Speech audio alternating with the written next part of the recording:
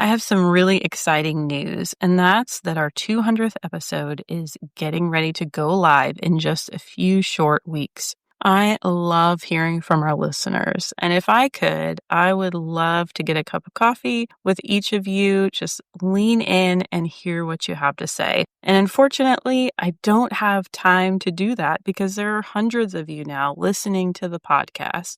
So I've created the next best thing to get to know you, and that is a listener survey. As a special reward for taking the survey, we are going to be drawing one lucky listener to receive $200. This is our biggest giveaway ever. To be eligible for the survey, you've got to go to carriebach.com and sign up for our email list down towards the bottom of the homepage. I send out an email each Wednesday, and I'll be letting you know over the next few weeks the link to take the survey. I can't wait to hear from you. Hello, and welcome back to the Healthy Perspectives on Sex series that we're doing on the podcast. Really just trying to break through, dispel myths, talk about things that are hard to talk about, answer questions that you may be uncomfortable asking, even to your therapist or someone close to you. So I realize that while this information is important, that it may be really triggering for some of you who have experienced sexual abuse. So just take care of yourself in that process.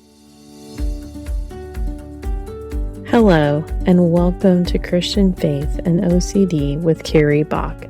I'm a Christ follower, wife and mother, licensed professional counselor who helps Christians struggling with OCD get to a deeper level of healing. When I couldn't find resources for my clients with OCD, God called me to bring this podcast to you with practical tools for developing greater peace. We're here to bust through the shame and stigma surrounding struggling with OCD as a Christian, sharing hopeful stories of healing and helping you replace uncertainty with faith. I'm here to help you let go of the past and future to walk in the present abundant life God has for you. So let's dive right into today's episode. Today we're talking about normal sexual development, ages 0 to 25. And I'm going to break this down into different stages and ages so you can kind of know a little bit more about what to expect. I know that OCD a lot of times lashes on to past experience. It has a tendency to distort things. So we're going to talk about how OCD get involved at different ages and also look at how things may have shifted or changed for someone who was sexually abused, if that's part of your story. Now, many years ago, I was at a church program and we were watching my friend's son, who was probably maybe around 3 years old.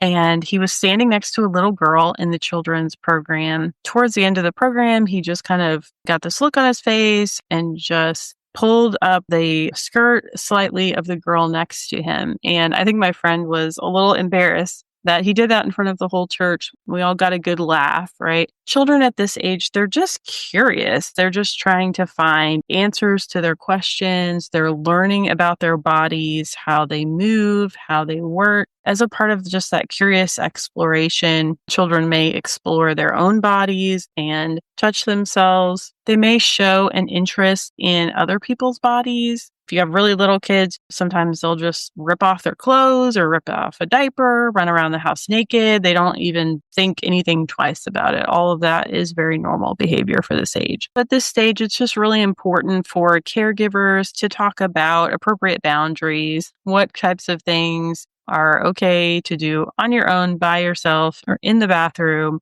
and what types of things you don't want to do in front of other people. Children just begin to understand that boys and girls are different and may start to understand that they have different private parts. I think it's really important for child safety for children to know the correct name of their body parts. Just weaving it in to general conversation about their bodies so it doesn't have to be a strange thing or uncomfortable thing or a weird thing. If they're washing, just say like, okay, did you wash your leg? Did you wash your penis? Did you wash your arm? And just by weaving that into conversation, normalizing it, we don't make up funny, strange names for other parts of our body. So why would we make up funny, strange names for our genitals? There's a really great book called Your Body Belongs to You which just provides a very casual overview about bathing suits covering up private parts and kind of goes into a little bit of safe and unsafe touching.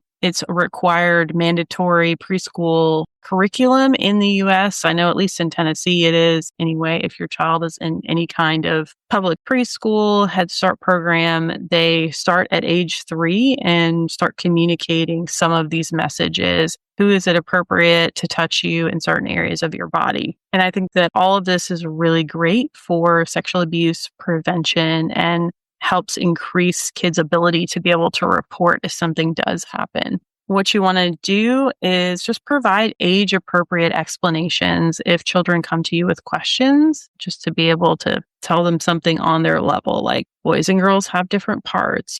No, you can't go into the bathroom with dad because boys and girls have different parts, that type of language. Now, if you have a child who has been abused in the preschool age range, oftentimes that may lead to them touching themselves more often than you would see in a normal child, because as we said before, even like children who have not been abused, it's very typical for them to touch themselves, explore their bodies. It's not sexual. It's not to be referred to as what we would call masturbation. That's not what we're talking about here. But all that child has learned at a very young age is that if I have stimulation to a certain area of my body, that it feels good. And so they are going to want to replicate that. And they may act that out or play that out with stuffed animals. If they have seen particular sexual content, you may see that come out in their play. That's how children essentially think, reason, and understand their world is through play. And so it is important for them to get that specific type of therapy if they've been abused at a very young age, for them to be able to work through the things that are coming up for them. And also,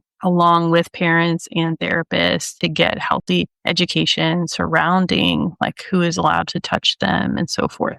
Now let's talk about the elementary ages 6 to 10 for healthy sexual development. Over 10 years ago now, my first husband and I were foster parents. Our very first placement, there was an 8-year-old girl, and she had asked me probably on the third day of me parenting anybody, where babies come from. I don't remember exactly how I responded to that. I think I just kind of responded with, "Are you asking me where babies come from?" And then moved on and changed the subject, because as a foster parent, I just wasn't quite sure if I should even be the one answering that and how to respond. Those types of questions obviously are very typical for this age range. They're going to have more questions about getting married, about where do babies come from. When my daughter was taking swimming lessons at the Y, some of the elementary school kids were convinced that the swimming instructors were married or were dating, and they were told them several times, "No, we're not together. We're just coworkers. We're not married. We're not in a relationship." And somehow the kids really didn't believe them. I don't know why, but these are the kind of things that children have. There's a lot of stories and fairy tales and princesses and princes, etc. It's very common for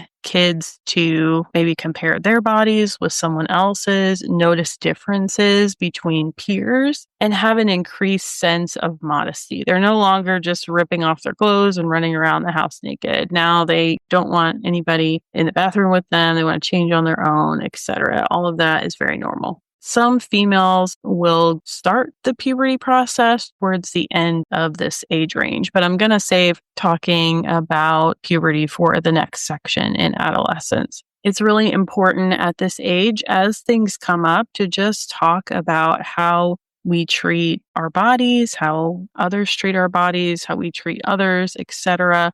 Friendships, appropriate touching. My daughter just ran around one day, and of course she's younger, but she ran around and she slapped me on the butt, and I just said, "Please don't touch my butt." She got kind of upset by it or whatever, but her dad came and talked to her and said, "All mommy asked was that you just not touch her butt." It's that's it. We're kind of teaching things like tickling. If you're tickling a child or wrestling or something like that, and they ask you to stop, it's really important that you respect their boundaries as a parent and stop. Sometimes my daughter will go through this tickle me, she wants to be tickled, and then other times she doesn't want to be, and it can change in 5 seconds flat. So it's hey, tickle me. No, don't tickle me at all. But just in that process, we're teaching her that she can ask for what she wants in regards to how other people treat her body and that we're going to respect her boundaries. It's really just important for younger children to know that if they do feel uncomfortable with anybody for any reason, that they can come and talk to you about that. I know it can be really boring at times when your kids want to talk to you about Minecraft or whatever else is popular out there, what's happening on Bluey episode. But if you really plug in and listen to your children and talk with them and communicate about all of these little things, they're going to feel more safer and comfortable to come and talk to you about bigger issues. If you minimize their concerns, then it's going to be really hard for them to bring up something that maybe is a bigger concern. It's really important that we're plugged in and that we're invested. If a child has been abused in these elementary ages, you're going to see some different things happening than what would happen in the typical sexual development. You may see kids that are more comfortable with exposing their bodies. You may see kids who are reenacting certain sexual acts. And of course, this can be very scary, uncomfortable. They may try things out with other children that have been done to them. That's sexually reactive behavior. If this has happened to you or you have gone through sexual abuse and you reacted, that was what your brain and body were trying to do to process what you experienced at a younger age that you were never meant to experience at that age. It's really important because OCD will come in and potentially shame you if you acted out reactively, either with another child,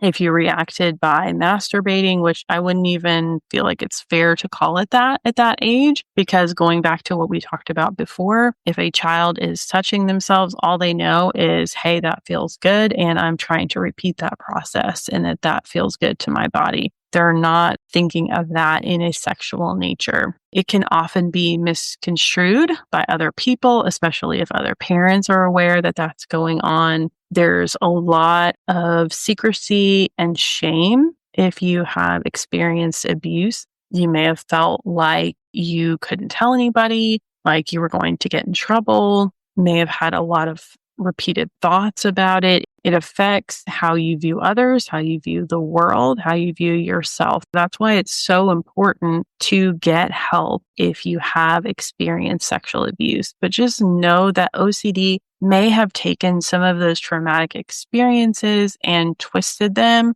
or made them say something sexually about you. OCD may have convinced you that you are over-sexualized in some way, shape, or form. Just know that once these things essentially get turned on in our body, it changes the trajectory of your path. Now let's talk about middle school, the early adolescent ages around 11 to 13. And I want to spend some time talking about puberty because I know for many clients that I've worked with, there weren't healthy conversations for them about puberty. Maybe they learned about it at school. Maybe their parents just kind of like handed them a book and walked away and didn't really go into it. Maybe it was a total shock to them. There's all kinds of different scenarios and things that can happen in families, but it's really important. And what should happen is for someone to communicate with you about puberty before it starts, because it's obviously a very uncomfortable time. People are very insecure. Their bodies are changing very rapidly. Girls will have crushes on boys and vice versa. There's an increased with puberty and all the hormonal changes. There's an increased interest in sex and romance. What adolescents view as romance, obviously, is a little bit different than what adults view as romance. But that's where all of this puberty stuff gets turned on and going through the process of becoming from a child to a man or a woman. There's a lot of exploration of identity. And with that, some of that comes with it experimentation. I want to say something here for Christians who may have had some same-sex experimentation, and OCD is now using that as evidence that, yes, you kiss kissed a girl when you were in middle school, and so therefore you must be gay, or you fooled around with that boy of the same sex, and so then that means you're gay. And what I want to say about that is that not all experiences are aligned with your identity of who you are today. So we have to focus on where are you at today and not allow OCD to pull in all of this other evidence. OCD will also say things around this time about POCD. Oh, remember when you were 11 and you had a crush on that 9-year-old, and therefore that somehow means that you're a pedophile. OCD says some really strange stuff when it comes to the sex department. So pretty much nothing is off limits for it. Of course, if you're 11 years old and you like someone who is 9, obviously, logistically, we know that's only a 2-year age difference and does not make you a pedophile. But just know that sometimes OCD will pull in some of these past experiences, whether it's experimentation, whether it's liking somebody that was younger than you, to somehow prove something about who you are now. Now, in ICBT, we like to look at what is the sense data of where you're at right now. And people who are dealing with sexual orientation, OCD, are struggling because they feel like OCD is convincing them that they're attracted to the same sex, even though they would tell you in a clear-headed moment, no, I'm attracted to the opposite sex. Masturbation is really common in adolescents, young adolescents, and older adolescents. Some of that can increase over time.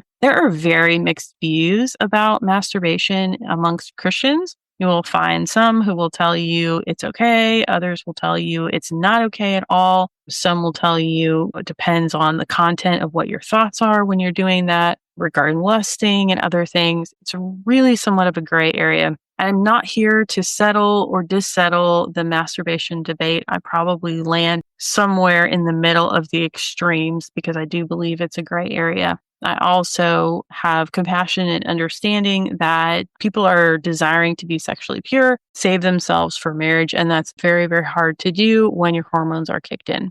We also know that the media plays a role, and friendships and relationships play a role in beliefs about sex in the adolescent time period. It's really important if you are a parent to know that your kids are already getting information about sex. And so if you don't want to be that void, you want to be that voice of truth and of wisdom and understanding of kind of meeting them where they're at, not overly scaring them, but just letting them know, like, hey, sex is a beautiful thing. Here's why it's beneficial for you to hold off and wait to have sex. We know that parents that actually talk with their children about sex are more likely to have teenagers who delay having sex until later than if it's not talked about at all. I think sometimes parents just think, we won't talk about that, and then they won't do that. Well, no, it's the opposite. If kids know that they can come to their parents and ask questions, or their parents can provide them certain resources with answers so they don't always have to come to their parents. If you can provide some of those things, that just continues to open those lines of communication to where there can be healthy conversations surrounding sex. We also know that more and more children and adolescents are being exposed to pornography via the internet. This has essentially become a huge thing, and pornography is a billion-dollar business, makes more than all of the major sports leagues combined. You can look that up, those statistics. But we want to make sure that you have safeguards in place on electronic devices that your children are using and accessing. Be very careful even about some of the things that are targeted towards kids. Even some YouTube content is not necessarily healthy. I would not give a kid unfettered access to YouTube for them to just look up whatever, even what was labeled as YouTube Kids. I don't know if they have changed some of those parameters, but I know that there was a lot of disturbing stuff that kids could still access. You obviously want to talk with them about online communications that, hey, not everybody on the internet is who they say they are. They may say that they're a 13-year-old boy, but really be some 75-year-old man. Who knows? You just want to be careful about what information you're sharing. Things like camera phones adolescents don't always make the best choices. So we really need to talk through and think through that. There's a lot of sexting that is happening in today's day and age that, of course, is very troubling. And so we want to talk about our body in a healthy way, but hey, let's keep some things private. We don't need to be sharing and exposing ourselves to everybody. If you have someone who has been abused either as a child or as an adolescent, they can be more prone to sexually act out, to have multiple partners, to engage in sexting behavior. For them, sexual behavior has become more normalized, and they may not have that same sense of self-respect for their body. So it's important to build that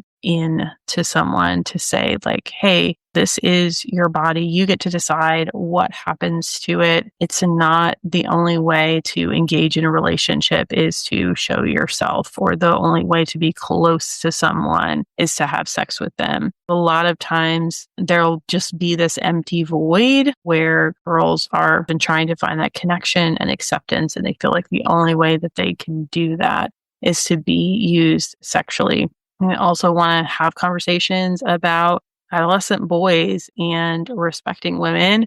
I think those conversations are obviously really impactful as well. I think helping adolescents understand the potential gravity of some of their choices sexually is important and helpful. Now, with high school and later adolescents, ages 14 to 18, obviously just more heightened interest in sex, discussions about sex, learning things from peers, more likely to be dating or engaging in relationships. And teens are starting to develop more and more solidified ideas and values surrounding sex. I think it's just a continuation of the conversation. If you look at this as a lifespan situation where you're communicating to your child about sex, then it doesn't have to be just this uncomfortable conversation that we bring out in early and late adolescence. Now we got to have the conversation. No, it's a continuation of conversations that you've had about their body when they were younger, conversations that you've had about boundaries, conversations about having babies or getting married, or those types of conversations, to where your children now hopefully feel like they can come to you when they have concerns about these issues. And I also know that a lot of people didn't receive that. A lot of people may have grown up in a home where sex wasn't discussed, or there were some things happening in the home where their boundaries weren't respected. Maybe it wasn't overt abuse, but maybe people were walking around naked and it caused them to feel uncomfortable. Or maybe comments were made about their bodies that caused them to feel uncomfortable. So just know if any of those things happen to you, that may have impacted how you view yourself and how you view sex.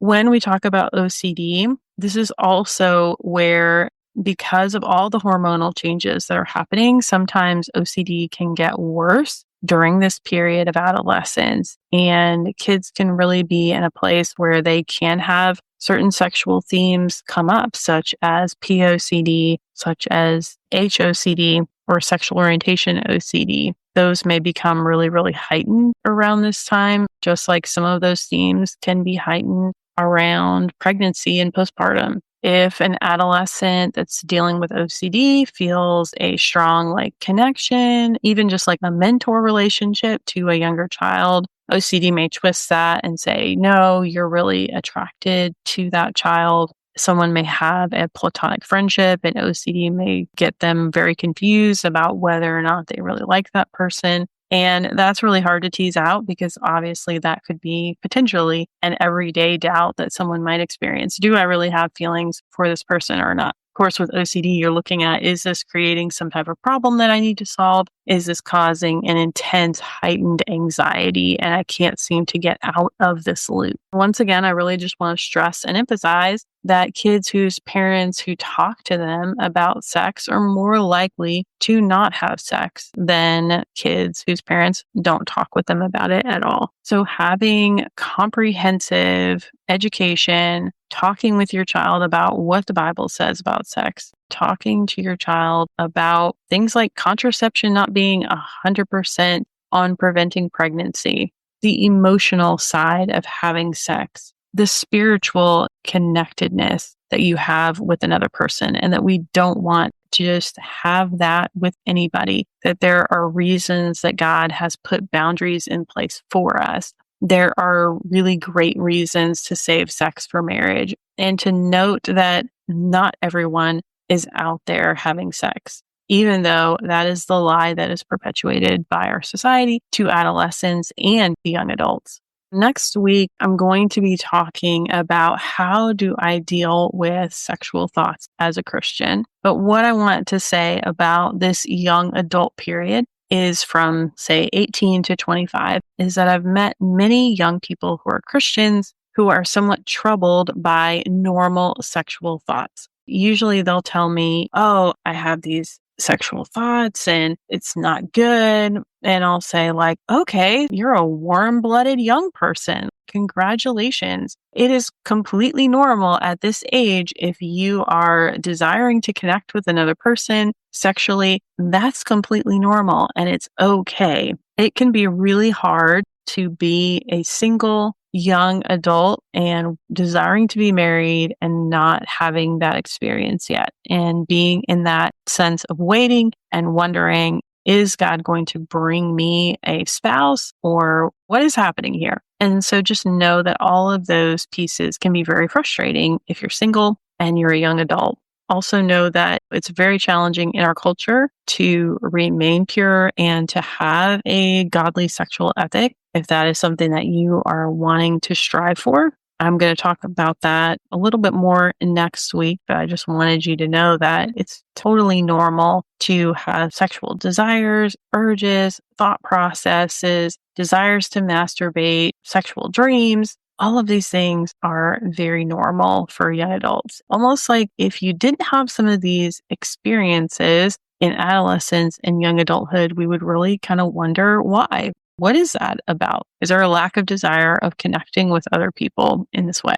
I think that wraps it up for today's conversation. Thanks for hanging in here with me on the podcast. If you have questions, I'd love to have some more Q&A. I've received some from those who are on our email list that I'm going to be addressing in a future episode. But if you have questions, you can always reach out to us via the website at carriebach.com. Definitely get on our email list because you're the first to know about new things that are happening in the podcast. I try to send out a little encouraging devotional type message, letting you know when new podcast episodes are coming out. We typically, in a normal cycle, only email about once a week, unless we have some other juicy good stuff going on. And then I may email you a little bit more. But you can always opt out and unsubscribe if you try it and dislike it. It's okay. We all are trying to clean up our email inboxes at one time or another. And so I want that content that I'm sending out to be valuable to you. I hope that you will tune in next time for more of this Healthy Perspectives on Sex series. Until next time, may you be comforted by God's great love for you. Christian Faith and OCD is a production of By the Well Counseling. This podcast is for informational purposes only and should not be a substitute for seeking mental health treatment in your area.